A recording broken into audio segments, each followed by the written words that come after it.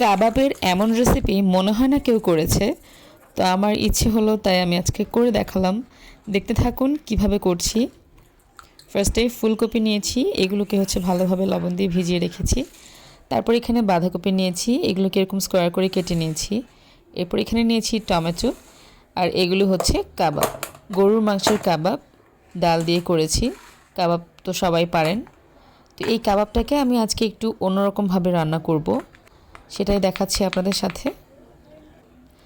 এখানে পেঁয়াজগুলোকে এভাবে কিউব করে কেটে নিয়েছি। তারপরে আমি ফুলকপিগুলো থেকে পানি ঝরিয়ে এগুলোকে লবণ হলুদ দিয়ে মেখে রাখবো। আর এখন কাবাবগুলো ভেজে নেব।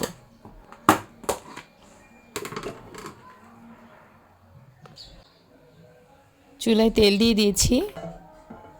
তেলের মধ্যে আমি একটা একটা করে কাবাবগুলো এখন ছেড়ে দিব।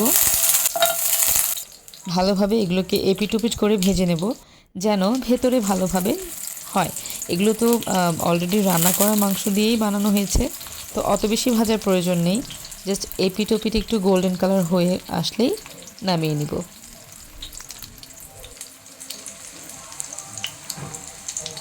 আমার কাবাবগুলো ভাজা হয়ে গেছে। এখন আমি একে একে সবগুলো কাবাব তেল থেকে উঠিয়ে নিয়েছি। তারপর সেম তেলের মধ্যে আমি আরও একটু তেল দিয়ে দিয়েছি। এখন এর মধ্যেই যে ফুলকপিগুলো আমি হলুদ লবণ দিয়ে মেখে রেখেছিলাম, সেগুলোকে হালকা সটে করে নেব। এগুলো ব্রাউন কালার হওয়া পর্যন্ত একটু ভেজে নেব। তো আমার ফুলকপি হয়ে গেছে।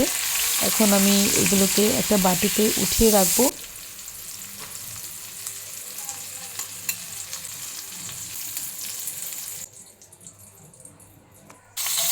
এরপর সেম তেলের মধ্যে আমি বাঁধাকপিগুলোও একটু ভেজে নিচ্ছি হালকা করে।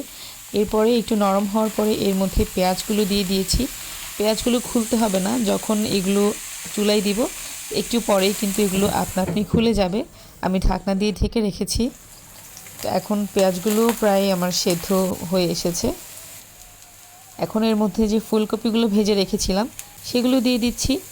এরপর টমেটো দিয়ে দিলাম। এগুলোকে ভালোভাবে নেড়েচেড়ে আরও একটু ভাজি করে নিব। লবণ দিয়ে দিলাম। তারপর এখানে আমি একটা মশলা তৈরি করেছি টক দই দিয়ে, সেই মশলাটা আমি এখানে দিয়ে দিয়েছি। ব্যাস, এটাকে ভালোভাবে একটু নেড়েচেড়ে নিলাম। এরপর ঢাকনা দিয়ে ঢেকে কিছুক্ষণ রান্না করলাম। এরপর দেখতে পাচ্ছেন ঝোলটা একদম শুকিয়ে এসেছে। এরপর যা আমি এখানে একটু দুধ দিয়ে দিয়েছি এবং কাবাবগুলো এই মিক্সচারটার মধ্যে ছেড়ে দিচ্ছি। দেখতেই পাচ্ছেন, দেখতে খুবই লোভনীয় লাগছে। আমি বাচ্চাদের জন্য করেছি, যার কারণে কাঁচামরিচ দেইনি। আপনারা কাঁচামরিচ দিবেন, তাহলে আরও বেশি মজা লাগবে। দেখতে কিন্তু খুবই লোভনীয় লাগছে, তাই না? রান্না তো সম্পূর্ণ নিজের মধ্যেই, খাবারটা মজা হলেই হলো।